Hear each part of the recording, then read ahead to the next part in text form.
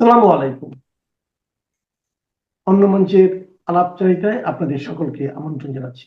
2007-এ 11 সরকারের সময় শুধু সেনাপ্রধান মইনুল আহমেদ যে সেনা সমর্থিত তত্ত্বাবধায়ক সরকার গঠন করে এই পুরো জিয়া পরিবারের উপরেই প্রতিশোধ নিয়েছিলেন এবং তাদের মাকে দুই পুত্র থেকে আলাদা করে ফেললেন সারা বাকি জীবনের জন্য।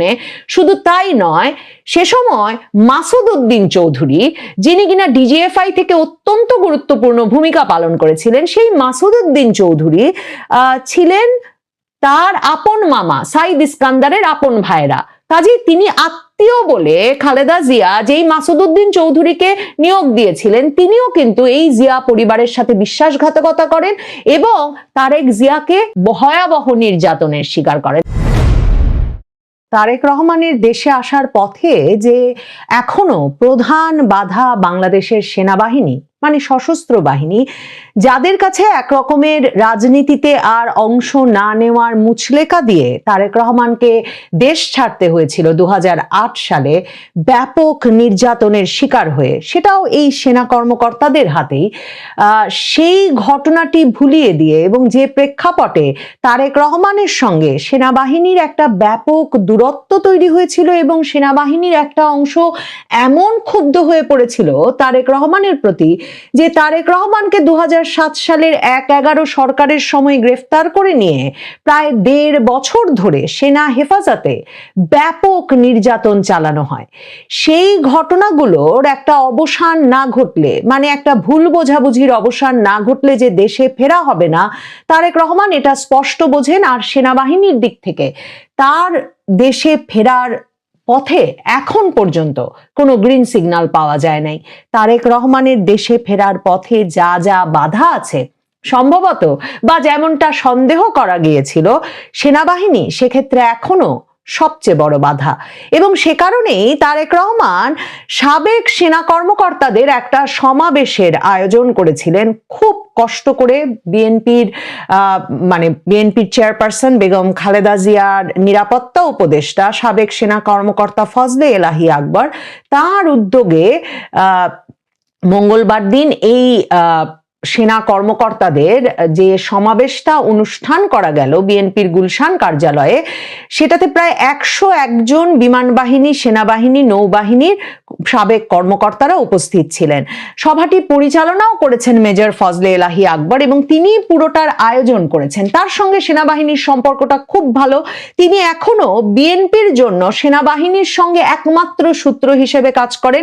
এই মেজর ফজলে এলাহি আকবরকে কিন্তু 5ই আগস্ট সেনাপ্রধান ওয়াকারুজ্জামান 5ই আগস্ট সকালেই, শেখ হাসিনা চলে যাবেন কিনা, শেখ হাসিনা পদত্যাগ করবেন কিনা কিছু জানবার আগেই 4 আগস্টেই এই ফজলে এলাহি আকবরকে ফোন করে বলে রেখেছিলেন যে 5ই আগস্ট আপনি চলে আসবেন। এবং 5ই আগস্ট সকালবেলা তিনি সেনাপ্রধানের সঙ্গে সাক্ষাৎ করা মাত্র ওয়াকারুজ্জামান এই ফজলে এলাহি আকবরকেই বলেছিলেন যে বিএনপি সহ সকল রাজনৈতিক দলগুলোকে তিনি যাতে সেনানিবাসে উপস্থিত করেন, যাতে সেনাপ্রধান একটা আলাপ আলোচনা করতে পারেন। কাজে এই ফজলে এলাহি আকবর সেনাবাহিনীতে অত্যন্ত একটা গুরুত্বপূর্ণ ভূমিকায় আছেন এখনো। কারণ আপনারা জানেন, আমরা এই 5ই আগস্টের সময়টা থেকে আরো ভালো করে জানি যে কি সাবেক সেনা কর্মকর্তারাও, সাবেক সেনা প্রধানরা তো বটেই, সাবেক সেনা কর্মকর্তারা কি ভীষণ একটা প্রভাব বিস্তার করেন সেনাবাহিনীর ওপর। বিশেষ করে মনে থাকবে আপনাদের যে 4 তারিখ, আগস্টের 4 তারিখ ইকবাল করিম ভুইয়া, সাখাওয়াত হোসেন, ব্রিগেডিয়ার জেনারেল সাখাওয়াত হোসেন, এরা সহ সাবেক সেনা কর্মকর্তারা কিন্তু রাওয়া ক্লাবে একটা সংবাদ সম্মেলন করে বসলেন এবং একরকম বলেই বসলেন যে সেনাবাহিনী যাতে কিছুতেই সরকারের সঙ্গে আর সহযোগিতা না করে। এবং সেনাবাহিনী পরবর্তীতে যে সিদ্ধান্ত নিল তাতেও কিন্তু সেটা খুব বড় ভূমিকা রেখেছে। তার সেনাবাহিনীর ভেতরে সাবেক, বর্তমান পুরো ফ্র্যাটার্নিটিটার, পুরো সেনা পরিবারেরই একটা পারস্পরিক প্রভাব বিস্তারের ভূমিকা থাকে। এই অবস্থায় তারেক রহমান কিছুতেই আসলে সেনাবাহিনীর সঙ্গে তার যা যা নিয়ে রেষারেষি হয়েছে, সেনাবাহিনী তাকে যে যে কারণে একজন সাবেক সেনা প্রধান প্রধান সামরিক শাসক জিয়াউর রহমানের পুত্র, যিনি কিনা সারা জীবন ক্যান্টনমেন্টে বড় হয়েছেন, এমন একজনকে তুলে নিয়ে গিয়ে 1.5 বছর ধরে নির্যাতন করে মেরুদণ্ডের হাড় ভেঙে দিতে যে একদম মানে কোনো রকম চিন্তা করে নাই কিংবা এই বিষয়গুলো তখন বিবেচনা করে নাই, তারেক রহমান সেটা জানেন যে সেনাবাহিনীর রোষ ক্ষোভ এগুলো কতটা নিষ্ঠুর হতে পারে। এ কারণেই এবার সেনাবাহিনীর গ্রিন সিগন্যাল না পেয়ে কিন্তু তিনি ফিরতে পারছেন না, এবং সেনাবাহিনী এখন পর্যন্ত তাকে গ্রিন সিগন্যাল দিচ্ছে না।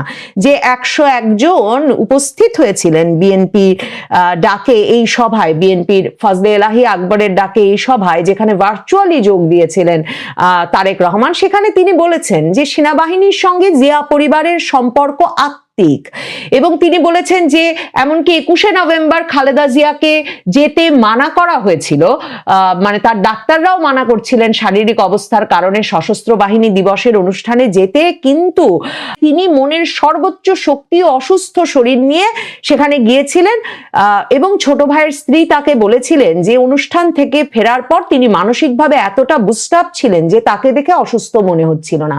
কিন্তু আপনারা জানেন 23 তারিখেই গুরুতর অসুস্থ অবস্থায় খালেদা জিয়া যে হাসপাতালে ঢুকেছেন, এখন পর্যন্ত তিনি কতটা সুস্থ হয়ে ফিরতে পারবেন সে সম্পর্কে কোনো নিশ্চয়তা নাই। কাজেই খালেদা জিয়া, তারেক রহমান, পুরো পরিবার যে সেনাবাহিনী সশস্ত্র বাহিনীর সঙ্গে তাদের আত্মিক সম্পর্ক প্রমাণে একেবারে মরিয়া হয়ে উঠেছেন, এতে কোনো সন্দেহ নাই। কারণ তারেক রহমান এতেই থামেন নাই, তিনি বলেছেন আমি চাই না যে মানে আমাকে আপনারা ভুল বোঝেন। তিনি বলেছেন যে মানে আমি কয়েকজন ব্যক্তির কোনো কার্যক্রমের জন্য আপনারা আমাকে ভুল বোঝেন সেটা চাই না। মানে 1-11 সময় আপনারা যে আমাকে পিটিয়েছেন, আমার উপর নির্যাতন করেছে আপনাদের সেনাবাহিনীর একটা অংশ, সেটা আমি আর মনে রাখি নাই, আমাকে ভুল বুঝবেন না, সরাসরি একথাও তিনি বলেছেন।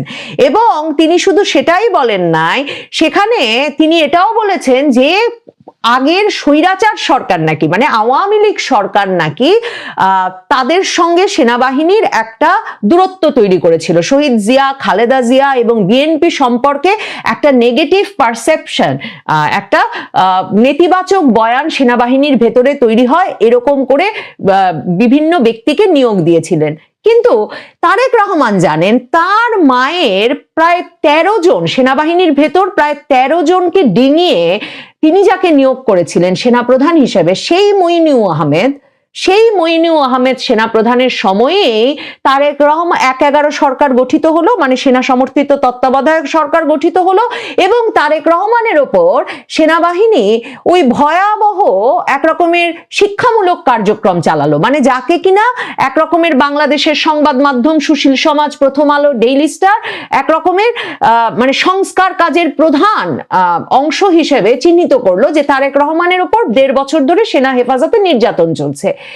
তারেক রহমান জানেন যে তিনি যতই আওয়ামী লীগকে দোষী করতে চান না কেন, 2007-এ 1-11 সরকারের সময় শুধু সেনাপ্রধান মইনু আহমেদ যে সেনা সমর্থিত তত্ত্বাবধায়ক সরকার গঠন করে এই পুরো জিয়া পরিবারের ওপরেই প্রতিশোধ নিয়েছিলেন এবং তাদের মাকে 2 পুত্র থেকে আলাদা করে ফেললেন সারা মানে বাকি জীবনের জন্য।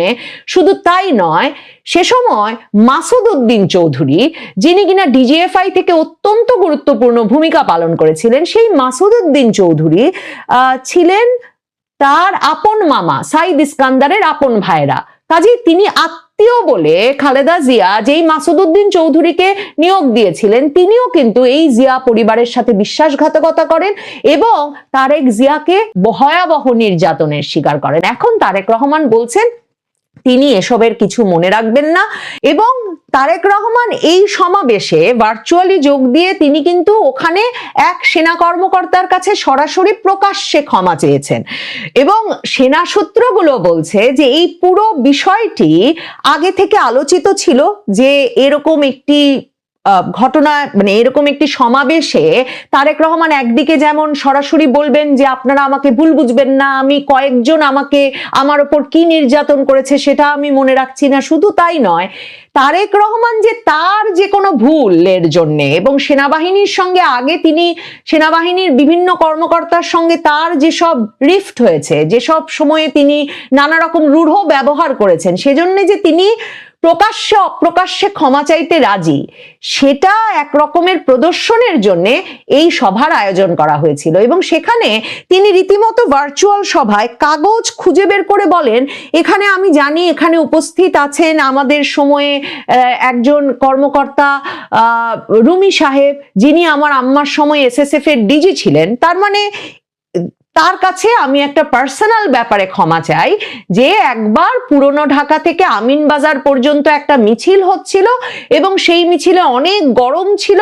এই গরম ভিড়ভাট্টার মধ্যে আপনি আমাকে এসএসএফ এর ডিজি হিসেবে কিছু একটা বলেছিলেন, আমি রূঢ় আচরণ করেছিলাম, আমি অনেকবার আপনার কাছে পৌঁছানোর চেষ্টা করেছি। তার মানে এই সাবেক এসএসএফ ডিজির সঙ্গে তারেক রহমান অনেকবার আলাপ করার চেষ্টা করেছেন, কিন্তু তারেক রহমানকে আলাপ করতে দেওয়া হয় নাই। মানে এসএসএফ ডিজি তারেক রহমানকে মানে তারেক রহমানের সঙ্গে যোগাযোগ করতে আর রাজি হন নাই। তো তিনি বলছেন, আমি অনেকবার আপনাকে যোগাযোগ করে ক্ষমা চাওয়ার চেষ্টা করেছি, কিন্তু সেটা পারি নাই, আজকে আপনার কাছে এই সুযোগে ক্ষমা চেয়ে নিলাম। এসএসএফ ডিজির সঙ্গে কি ঘটনা ঘটেছিল সেনাবাহিনী সূত্রগুলো বলছে যে 2006-এ তারেক রহমান মানে যখন এই এসএসএফ ডিজি ফাতেমী আহমেদ রুমি ছিলেন, তখন তারেক রহমান খালেদা জিয়া ক্ষমতা ছাড়ার আগে একটা বিরাট মিছিল নিয়ে যখন পুরান ঢাকা থেকে আমিনবাজারে আসছিলেন, তারেক রহমানের নিরাপত্তার প্রসঙ্গ বিবেচনা করে এসএসএফ ডিজি তার একজন জুনিয়র সহকারী সহ তারেক রহমানের কাছে গিয়ে বলেন যে তারেক রহমান যাতে খালেদা জিয়ার গাড়িতে উঠে যান বা ওই গাড়ি বহরের সাথে থাকেন, এবং তারেক রহমান তখন অত্যন্ত রূঢ় আচরণ করেন। শুধু তাই নয়, সেনাবাহিনীর মেমরি বলছে, তাদের স্মৃতি বলছে যে সে সময় ওই জুনিয়রের গায়েও হাত পড়ে এবং সেনাবাহিনী এটাকে ভীষণ গুরুতর সমস্যা হিসেবে দেখে যে এসএসএফ এর মতো একটা মর্যাদাকর বাহিনী, যাদের কাছে অত্যাধুনিক অস্ত্র থাকে, তারা যেহেতু সবচেয়ে গুরুত্বপূর্ণ ব্যক্তির জীবন রক্ষা করেন, সেরকম একজন বাহিনীর অফিসারের গায়ে হাত পড়ে গেল, এই বিষয়টি ক্ষমার অযোগ্য হিসেবে তখন সেনাবাহিনীর তরুণ কর্মকর্তারা এবং শীর্ষ কর্মকর্তারা মনে করেছিলেন। মনে রাখবেন, 1-11-র সময় কিন্তু মেজর এবং কর্নেল পর্যায়ের কর্মকর্তারাই মূল অভিযানগুলো পরিচালনা করছিলেন, জিজ্ঞাসাবাদের মূল কাজগুলো করছিলেন, অত্যাচার, নির্যাতন, দুর্নীতি বিরোধী অভিযান এগুলো আসলে তারাই পরিচালনা করছিলেন। এবং তারা এখন সেনাবাহিনীতে ব্রিগেডিয়ার, মেজর জেনারেল, মানে এখন যে সেনাবাহিনী তার শীর্ষস্থানীয় পদে আছেন। কাজেই তারেক রহমানের সম্ভবত অনেক ব্যক্তির কাছে ক্ষমা চাইবার আছে এই সেনাবাহিনীর ভেতরেই। মানে তিনি তখন ডিফেন্স কিড হিসেবে, মানে সেনাবাহিনীর একজন সন্তান এবং যার কিনা বাবা প্রেসিডেন্ট ছিলেন, মা প্রধানমন্ত্রী হয়েছেন, এবং তিনি হাওয়া ভবন গড়ে 2001 থেকে 6 পর্যন্ত যে বেপরোয়া হয়ে উঠেছিলেন, সেই সময়টা সেনাবাহিনী এত সহজে ভুলে যাবে না। এবং সেজন্যেই এই ক্ষমা চাওয়ার আয়োজন করে তারেক রহমানকে সেনাবাহিনীর কাছে ক্ষমা চাইতে হচ্ছে। কিন্তু সেনাবাহিনী কি ক্ষমা করবে? দেখেন, তারেক রহমানের পিতা জিয়াউর রহমানের আমলে সেনাবাহিনীর, বিমান বাহিনী, নৌবাহিনী, সেনাবাহিনী, এই 3 বাহিনীতে প্রায় 4000 কর্মকর্তা এবং সদস্য সে সময় বিভিন্ন বিচারে, মানে একেবারে সামারি ট্রায়াল করে তাদেরকে হত্যা করা হয়েছিল। 19 থেকে 26টি কু হয়েছিল জিয়াউর রহমান যখন প্রধান সামরিক প্রশাসক ছিলেন বা রাষ্ট্রপতি ছিলেন, 75 থেকে 81 পর্যন্ত সময়কালে। কি একমাত্র 77 সালের অক্টোবরের বিদ্রোহের পরেই 2000 সেনা কর্মকর্তাকে ফাঁসি দেওয়া হয়েছিল। সেনা কর্মকর্তারা কিন্তু তারপরেও এই খালেদা জিয়ার পরিবারকে যখন রাষ্ট্রপতি পদে থাকা অবস্থায় জিয়াউর রহমান সেনাবাহিনীর একটি অংশের হাতে নিষ্ঠুরভাবে খুন হলেন 1981 সালের 30 মে চট্টগ্রাম সার্কিট হাউসে, মানে ব্রাশ ফায়ার করে জিয়াউর রহমানের মুখের একটা অংশ উড়ে গেল। মানে তখনকার চট্টগ্রামের জেলা প্রশাসক জিয়াউদ্দিন চৌধুরী, তার বয়ানে পাওয়া যায় যে রীতিমতো ব্যান্ডেজে মুড়ে জিয়াউর রহমানের শরীরটা কোনোভাবে রাঙ্গুনিয়ার পাহাড়ে নিয়ে সেনা কর্মকর্তারা কবর দিয়েছিলেন, মাটি চাপা দিয়েছিলেন। সেটা আবার 2 দিন পরে উদ্ধার করে নিয়ে এসেছিলেন ব্রিগেডিয়ার হান্নান শাহ, যিনি পরে বিএনপির মন্ত্রী হন। কাজেই সেনাবাহিনীর সঙ্গে আত্মিক সম্পর্ক নয়, তারেক রহমানদের পরিবারের সঙ্গে সেনাবাহিনীর, সশস্ত্র বাহিনীর একটা রক্তারক্তি সম্পর্ক বটে, এবং সেই রক্তারক্তি সম্পর্কের পরেও 81 থেকে একেবারে 2006 পর্যন্ত সেনাবাহিনী কিন্তু তারেক রহমানের পরিবার, খালেদা জিয়ার পরিবারকে এক রকমের সুরক্ষা, সম্মান দিয়ে এসেছিল, এবং যে কারণে তারা ক্যান্টনমেন্টের ভেতরে বড় হয়েছেন এবং সাবেক সেনাপ্রধানের মর্যাদাতেই বড় হয়েছেন, সেই সুরক্ষা পেয়েই বড় হয়েছেন।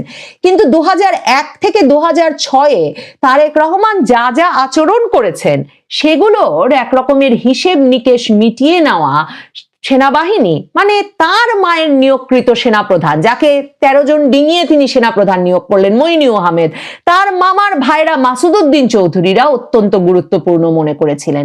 তারেক রহমান এখন এই পুরো সেনাবাহিনীর সঙ্গে যদি হিসেব নিকেশ মেলাতে না পারেন, তারা যদি সত্যি তাকে ক্ষমা না করেন, তাহলে এ দফায়ও তিনি আর ফিরতে পারবেন কিনা, মানে এখন যেমন ফিরতে পারছেন না, নির্বাচনের আগে ফিরতে পারবেন কিনা, নির্বাচনের পরে ফিরতে পারবেন কিনা, এ সবই অনিশ্চিত হয়ে যায়। কারণ 2001 থেকে 2006-এও সেনাবাহিনীর যে অংশটিকে তারা বিএনপি ঘেঁষা বলে মনে করতেন, যেমন ধরুন রেজ্জাকুল হায়দার চৌধুরী, যেমন ধরেন ব্রিগেডিয়ার আজমি, তারা প্রত্যেকেই কিন্তু এখন তাদের রাজনৈতিক অবস্থানে স্পষ্ট হয়েছেন, এবং সেই সাবেক সেনা কর্মকর্তাদের অনুসারী যে বাহিনী, সেনাবাহিনীর বর্তমান কর্মকর্তাদের মধ্যে আছেন, তারা কিন্তু বিএনপি জামাত ঘেঁষা নন, তারা কেউ বিএনপি, তারা কেউ জামায়াতে ইসলামী। এবং বিএনপির শাসনামলটির পরে বিএনপি ঘেঁষা সেনাবাহিনী পাওয়া সত্যি তারেক রহমানের জন্য মুশকিল হচ্ছে বিএনপির জন্যও। এ কারণেই বিএনপি সাবেক সেনা কর্মকর্তাদের একটা অংশকে হাজির করে তারেক রহমান যে ক্ষমা চাইতে প্রস্তুত, ভুলের জন্যে অনুতাপ করতে প্রস্তুত, তিনি যে একজন অন্যরকম বিনয়ী ব্যক্তিতে পরিণত হয়েছেন, পরিপক্ক হয়ে উঠেছেন, তিনি যে ডিফেন্সের একজন স্পয়েলড ব্র্যাট, মানে একজন বেপরোয়া সন্তান আর নাই সেনা কর্মকর্তার, সেগুলো প্রমাণে এক রকমের অস্থির হয়ে উঠেছেন। দেখা যাক সেনাবাহিনী তাকে ক্ষমা করতে রাজি হয় কিনা।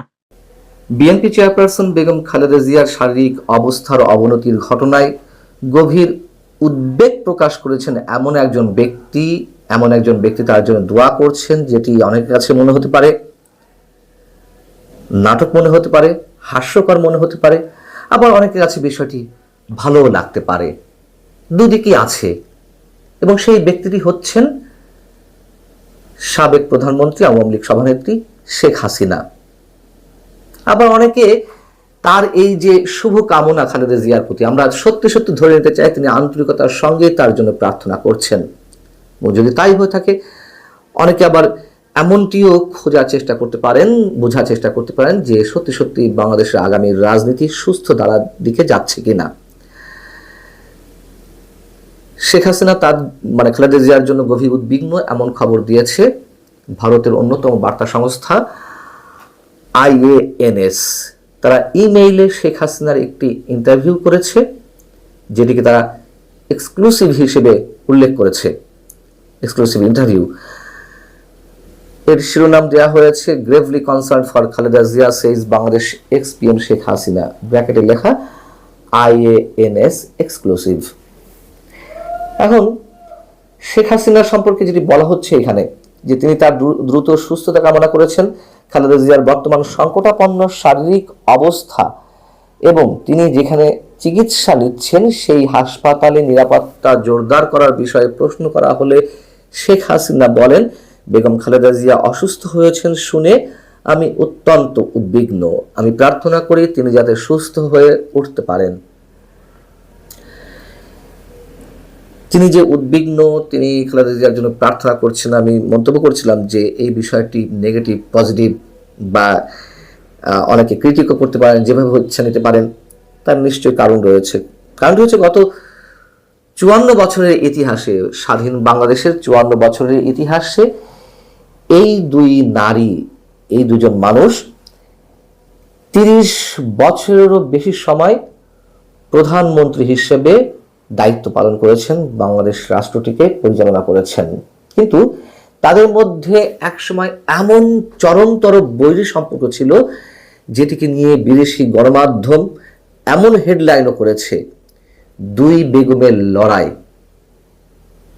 কটাক্ষ করে এমন মন্তব্য তারা করেছিল। আর খালেদা জিয়াকে চিকিৎসার জন্য বিদেশে নিতে অনুমতি চাওয়ার ক্ষেত্রে আমরা দেখেছি আওয়ামী লীগ সরকারের সময় অনেক ধরনের নাটক করা হয়েছে। শেখ হাসিনা সরকার অনুমতি দেয়নি, বরং খালেদা জিয়ার হাসপাতালে যাওয়া নিয়ে তিনি প্রকাশ্যে সংবাদ সম্মেলনেও কটাক্ষ করেছেন। নিশ্চয় আপনাদের অনেকে মনে আছে যে তিনি মন্তব্য করেছিলেন, বয়স হয়েছে 80 ছুঁই ছুঁই, এত চিকিৎসার প্রয়োজন কেন, বাকিটুকু আর বললাম না। তো একজন রানিং প্রাইম মিনিস্টার আর একজন সাবেক প্রধানমন্ত্রী সম্পর্কে এই ধরনের মন্তব্য করেন কিভাবে, সেই সময় আমি নিজেও এর সমালোচনা করেছিলাম।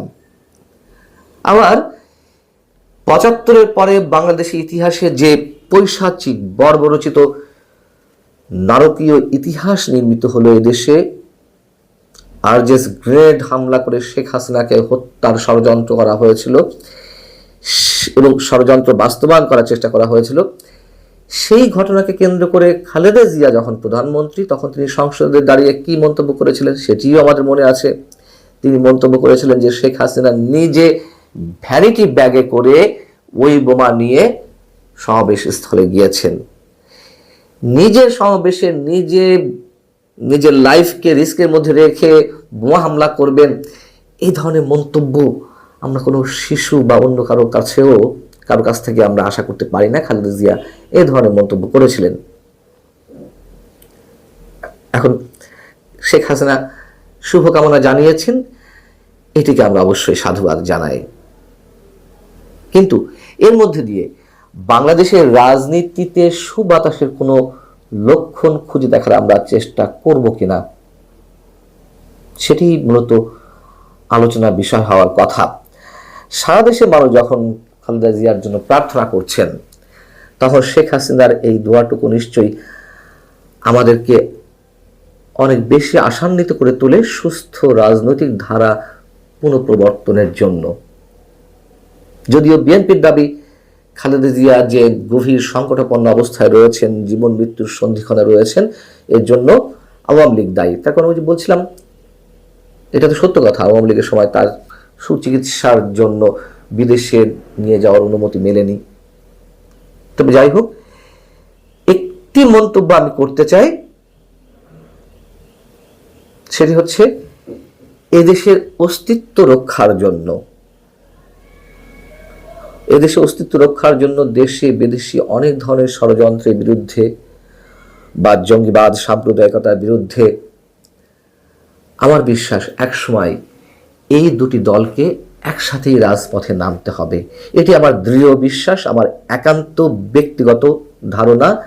সেই সময়টি যত দূরেই হোক কিংবা কাছের হোক। যে -2 ফর্মুলা, -4 ফর্মুলার কথা নানানভাবে শোনা যাচ্ছে, সেগুলো একটা চেষ্টা রয়েছে, এ কথাও বিশ্বাস করি। তবে যতই -2 ফর্মুলা ব্যক্তিকেন্দ্রিক বা -4 ফর্মুলা অথবা দুটি দলকেই একেবারে ভ্যানিশ করে দেওয়ার চেষ্টা, ষড়যন্ত্র, অপচেষ্টা যতই চলুক না কেন, আমি আর একটা জিনিস বিশ্বাস করি, সেটি হচ্ছে অন্তত আগামী 50 বছরের মধ্যে এই দুটি দলকে একেবারে শেষ করে দেওয়া, নিশ্চিহ্ন করা কোনোভাবেই সম্ভব নয়। এই দুটি রাজনৈতিক দলের শেকড় দেশের প্রতিটি স্থানের প্রতিটি শেকড়ে এমনভাবে গ্রথিত যে সহজে এই দুই দলের যে সমর্থক গোষ্ঠী রয়েছে তাদেরকে অন্য কিছুতে আকৃষ্ট করা সম্ভব না। যতই এই দুই দল খারাপ কাজ করুক না কেন, এটি সম্ভব নয়। অতএব শেখ হাসিনা খালেদা জিয়ার জন্য তার ফিলিং যদি তিনি সত্যি সত্যি এভাবে প্রকাশ করে থাকেন, এটি আমাদের জন্য একটি সুখবর। আমরা এটিকে ইতিবাচক হিসেবেই দেখতে চাই। অন্য আরো অনেকে যেভাবেই দেখতে চান না কেন, দেখার চেষ্টা করুন না কেন, আমরা এটিকে অবশ্যই পজিটিভ আকারে দেখতে চাই। ভালো থাকুন সবাই।